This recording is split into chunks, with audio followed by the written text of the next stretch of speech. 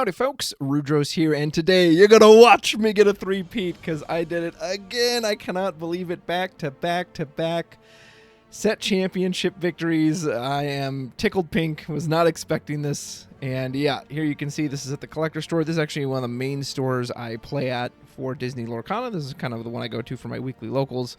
This one was a crowd of 21, and believe it or not, there's old Rudrose right at the top with a 7-1 match record, a 14-4 game record. It was 5 rounds of Swiss, and I overall dropped 4 total games and then won 14 of them. So what did I take? Well, I took the exact same list I took last week. As you can see here, the video I took last time, I didn't change a thing. It is the exact same list. So because this is the exact same list and nothing about it has changed, I'm not really going to talk about the list in this one. If you would like to hear more thoughts about the list, specifically in the cards I chose, I'm going to put a link in the description for this previous video, and that one will focus more on the deck. For this video, what I'm going to do is a little different. One, I will go through my rundown, what I ran into and some of the trouble of some matchups, etc. And then at the end, I'm actually going to do some practice mulligans just to show you, hey, these are the things I'm looking for. Maybe you'll find that useful, maybe you won't, but regardless. So the deck list, and again, the list to the previous video will be in the description below if you want more info on the deck itself. But it didn't change. I've pretty much been running this for over a month or so now, and I'm very happy with how everything is performing. The only card I wanted to give a special mention to for this particular tournament is the Queen. I'm only running 1 copy, and she did not use her ability to get lore for a single game. However, the threat of the Queen was so great that in multiple games, my opponents basically overpaid for removal just to get her off the board. There was a Steel Song matchup where they didn't have a good singer, and so they had to spend, they were on 6 ink, they spent 3 ink to do a Storm Rage on, and then the rest of their ink to do another Storm Rage on. So they didn't get to commit anything else to the board. I think I had locations down, but just the threat of the Queen, and that deck has a lot of princesses. They knew, I cannot let this person get 4 lore. Against a red-blue matchup, same thing.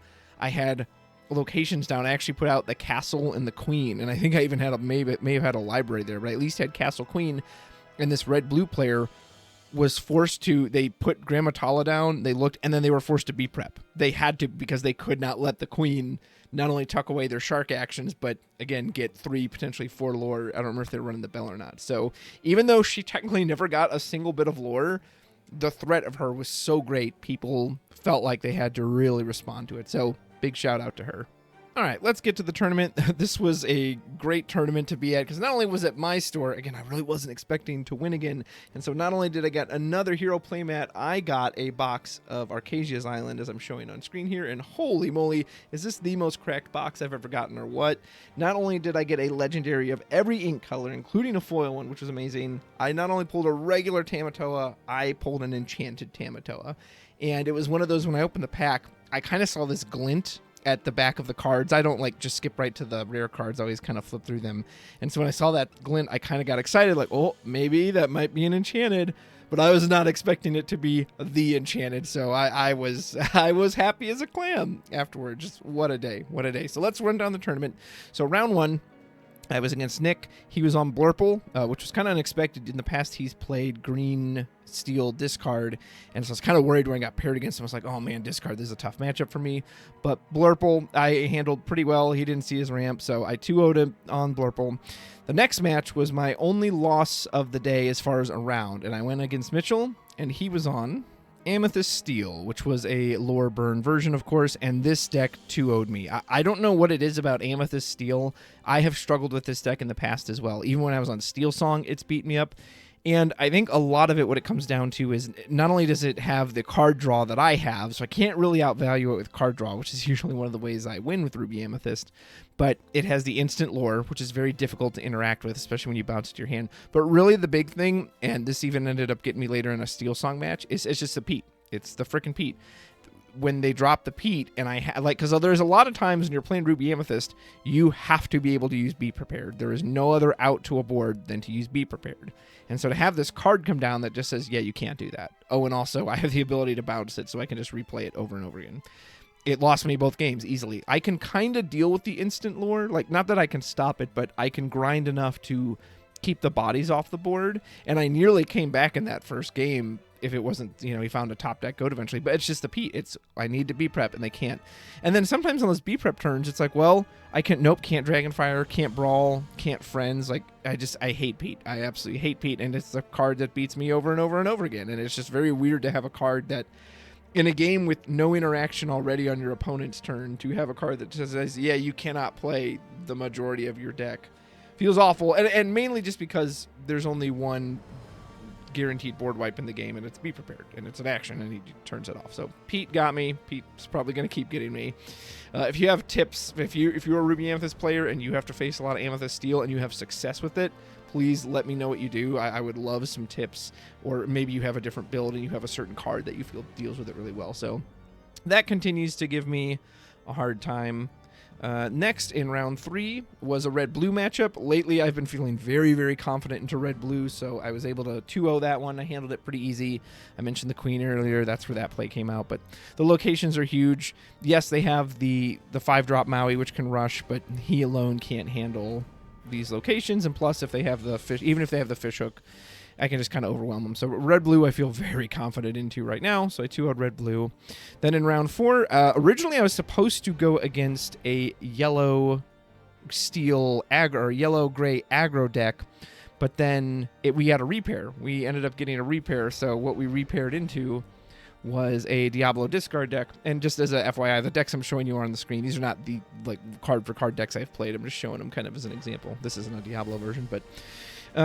So it was Diablo discard, and the first game, he absolutely ran me over, and I was so worried because I was like, oh man, because he got the discard off. The discard is what does it. Again, the way this deck usually wins is it just outlasts nearly every other deck in the game through insane card advantage and some inevitability with goat and locations.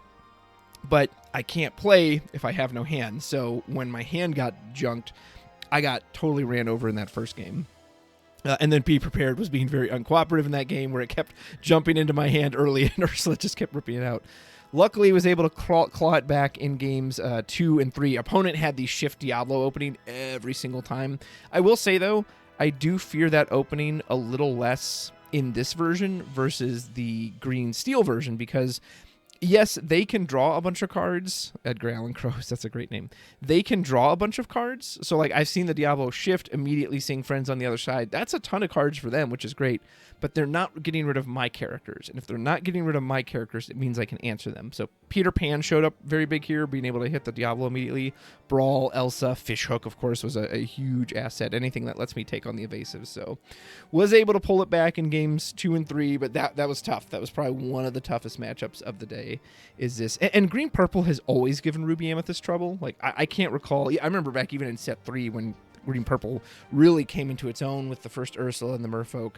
And this card, this Ursula, can turn your friends into a liability. And so you're in this weird spot of well, I don't want to lose it because I need the draw power, but the Ursula might just rip it out of my hands. And again, if you draw Be Prepared at the wrong time, you see it too early, it's fodder for the Ursula. So a lot can go wrong against this deck. It put me through the paces. This was easily one of the hardest matchups of the day, but we were able to eventually overcome it with a 2-1 victory. So that was our third loss of the day. And then round 5, our final round was actually against a Green Steel. Green Steel disc. This wasn't discard. It was a very untraditional list. It actually had a lot of shifted characters and ping effects. So there was this combo they did. It even played Return of Hercules to put out a bunch of characters for free, which was pretty cool. So they use this Prince Philip that can shift on 6, and when he plays him, you banish all opposing damage characters. Well, they used him in combination with Chief Bogo, which says when you play Floodborn, deal a damage each. So they'd have the Bogo on the field, and then maybe the smaller Prince Philip with Ward, and they'd shift the big one on. It hits your whole board, and then they all just die to the Prince Philip effect. So it was a cool deck. It was very cool. Only problem with it was it didn't have any source of card draw, and as I mentioned earlier, card draw is how I win games with this deck.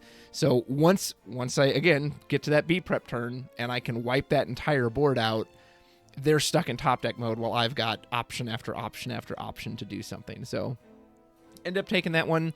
And a note on this this in particular. So when I went to play this player, I was 3-1, and I believe they were 3-1 as well. And it was kind of that thing because a bunch of people had intentionally drew, right? They actually intentionally drew their final game. And he said, well, what do you want to do? Do you want to intentionally draw? And I wanted to play it out because I just wasn't 100% confident. Sometimes an intentional draw hurts you. Well, in this case, not intentionally drawing actually helped me.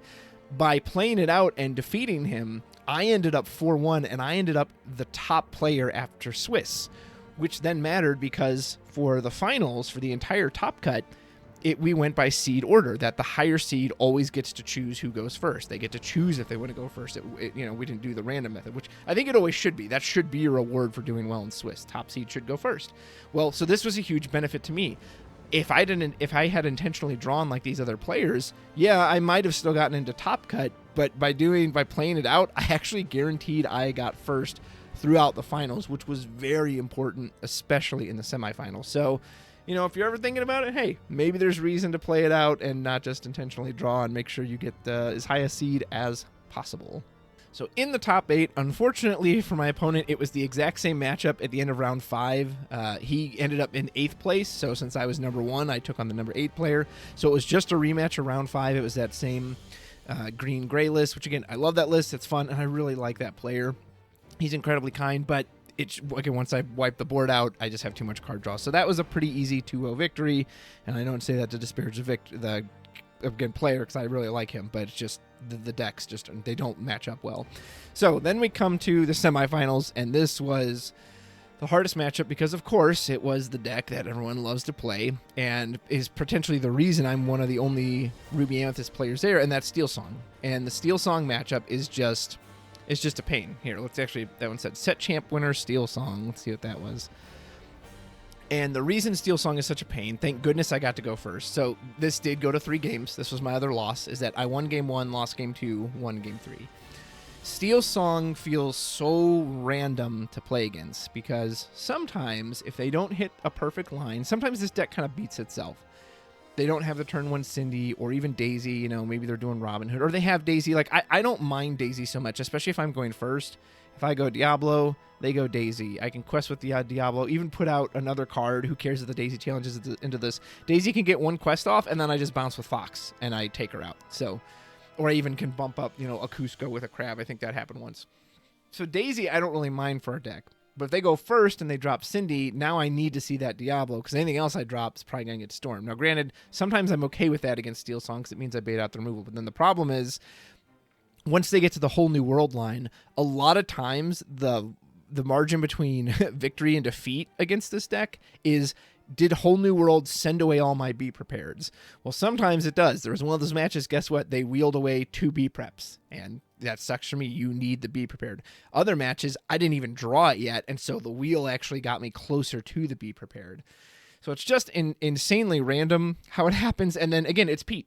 The game that I lost, game 2, where my opponent got to go first, they just hit the blitz. They hit the aggro. I think it was like Daisy turn 1, Smee turn 2, Ariel, Lawrence, and then they did like Naveen into Whole New World. And it was turn 6. I had 6 inks, so they know, okay, Be Prepared's coming out. And they were already at 13 lore, and he just floods the board. One drop, Pete. And I can't use Be Prepared. The only thing I can do on my turn is like, Maui, take out one thing, bounce Maui with Snake. That's my whole turn. I can't even Dragonfire. Not that a single Dragonfire would get me out of that. I couldn't even double Brawl if I had it. So, and that's how a lot of those Steel Song matchups go. Hey, I used Pete at the right time. You can't use Be Prepared, I win. Lore, Pete at the right time, I win. Nothing you can do about it. And that's one of those matches, it felt like, it was like, I'm honestly not even sure why I'm at this table right now, because I am not even contributing to this game. My opponent is essentially playing solitaire. Luckily, because we had the first seed, I got to go first, so I won game 1, got trounced in game 2, and then game 3 brought it back. I do favor Brawl a lot in this matchup. I'm always looking for Brawl to knock out the Ariel, maybe even the Shift Robin Hood. There's times I'll even use it on Ursula or Troubadour. It doesn't feel amazing, but the more people I can keep off of the songs, the better. The big thing is, if they have to pay for their, I almost said spells, but their songs, I don't mind it. If they're paying 5 ink and their whole turn is casting Whole New World, no problem. This almost looks like the exact list I was using. Maybe this is his list. Or maybe he borrowed from this, but he also had Miss Bianca, Cinderella, and the Ariel. And the Ariel can be strong, but guess what I'm running? Dragonfire. So I was able to spot remove the Ariel multiple times, even a Cinderella. I don't remember if his list had Cinderella. There was another list that had Cinderella today that was just like, that's great, Dragonfire, it's gone. So pain in the butt, but barely got through it. And then in the finals was another purple green Diablo match. This one though was if it had discard, my opponent, my buddy Jimmy, who I really like him, it just didn't even see it. So I don't know if his version was actually running the discard or it just wasn't there. But I didn't see it. He didn't see it. He never really hit my hand. And even if he doesn't hit my hand, even though he had, in game 2 especially, he had such a crazy opening where he was Diablo, shift Diablo, sing friends. Of course, Diablo draws a card on my turn because the soonest I can deal with that Diablo is turn 3. I need the pan, I need the brawl, are the quickest ways I can get to that card. I have no way to answer it on turn 1 or 2. And then I think he did another friends, like that bird, I think drew him like 6 or 8 cards. But he just kind of ran out of gas after that because this deck just does not have a great top end. And because he wasn't hitting my hand, I've got the better top end. So even if our hands are even, I have the stronger cards. The red removal is going to outclass anything this deck is going to do. So I was able to 2-0 him. And holy moly, watch me get a 3-peat because that is 3 set championships in a row, back to back to back, which is crazy to think about. I remember a time when I couldn't even make top cut in these and I was just struggling. Oh my gosh, like I can't even get up there. And then I would get to top cut and I think like 3 tournaments in a row, 4 maybe, I would lose the first round of top cut every single time. Top cut, instant loss, instant loss, instant loss. And it just felt like, oh man, what am I doing wrong? Like, am I just bad? Is it me? Is it just luck of the game? I'll be honest with you, I can't tell you the reason. I don't know if I'm just running hot right now or there's something about this deck in the meta that it's in a good spot. That's probably true too. But for those of you out there, if you haven't gotten one yet and you want one, keep working at it because trust me, I was struggling for quite a long time just to get to top cut, then to actually push through top cut, and now to actually succeed in top cut. So keep trying. If you want it, like you can make it happen. And of course, before I go to the mulligans, I have to give my obligatory reminder to Ravensburger. If you're listening to this, please, you have to bring back prizing for at minimum 2nd place. I feel so bad for these other players that get so high and then they have nothing to show for it. Like my friend Jimmy, he got some packs from the store, but that's what the store provided. Other than that, he just has the hero that all the top 8 got and then the plain hero. Like, come on, give us the mat back. And I've said this before, if for some reason the mat is unfeasible, a 2nd play mat, give us a pin, give them a special deck box, give them something. There should be something for every round. Top 8 can be the foil heroes, that's fine. And then top 4 should also get something special. And then 2nd place should get something special. It's so unfair and defeating to work. He was there for, this day started, I think, at 10:15 a.m. And we didn't get done till close to 6. So what's that? 10, 11, 12, 1, 2, 3, 4, 5. That's almost an 8-hour day. That's like a work day. And he doesn't have anything extra to walk away with. What are we doing? These things will die if it keeps going like this and the prizing is just not there. So please give prizing to 2nd place at minimum, but ideally every round in top cut. All right, before we go, I'm going to show you some fun mulligans I do with this deck, or essentially what I'm looking for. If you didn't know, there's this handy little feature here right on Dreamborn. You just go to Simulate, and then it gives you a pretend mulligan. Hey, it's a real mulligan, right? Because there's Be Prepared right on turn 1. So I'm going to do all of these as if I have no idea what my opponent is playing. Obviously, if I know they're on Diablo, I'm going to look for a brawl. But let's just say we don't know what we're up against. Something I've been into lately as well is I try not to over mulligan into uninkables. And if I can keep a hand that's pretty inkable, I'll probably go with that. So for this particular hand, I have no idea what they're going against. I would probably throw back these 4. I've got a Broom on 1. I don't have a 2, which is what I'm kind of digging for.